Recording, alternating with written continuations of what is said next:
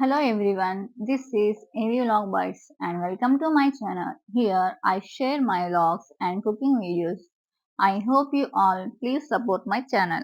Let's start this video. శనగపిండితో చేసిన ఉల్లి పకోడీ తిని బోర్ కొట్టిందా?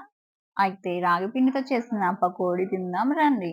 ముందు కట్ చేసిన ఆనియన్స్ కొన్ని, పచ్చిమిర్చి 3, బియ్యం పిండి 1 కప్పు, కొద్దిగా అల్లం వెల్లుల్లి పేస్ట్ వేసి మొత్తం అంతా బాగా మిక్స్ చేయాలి. టేస్ట్‌కి సరిపడా సాల్ట్, కారం, పసుపు, గరం మసాలా, 1 కప్పు రాగిపిండి, ఒక అరకప్పు శనగపిండి వేసి బాగా కలపాలి.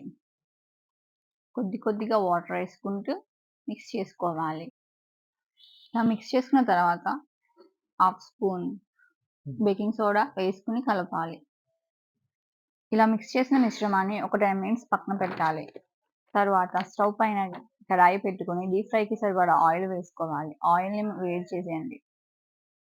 వేడైన ఆయిల్ తర్వాత మనం ముందుగా రెడీ చేసి పెట్టుకున్న మిశ్రమాన్ని చిన్న పకోడీలా వేసుకోవాలి. ఇలా వేసుకున్న పకోడీని 2 ఆర్ 3 మినిట్స్ వేయించుకోవాలి. ఇవి గోల్డెన్ బ్రౌన్ కలర్‌లోకి వచ్చాక తీసుకొని వేడివేడిగా సర్వ్ చేసుకొని ఇలా మీరు ఒకసారి ట్రై చేయండి. చేసిన తర్వాత టేస్ట్ ఎలా ఉందో కామెంట్ బాక్స్‌లో కామెంట్ చేయండి.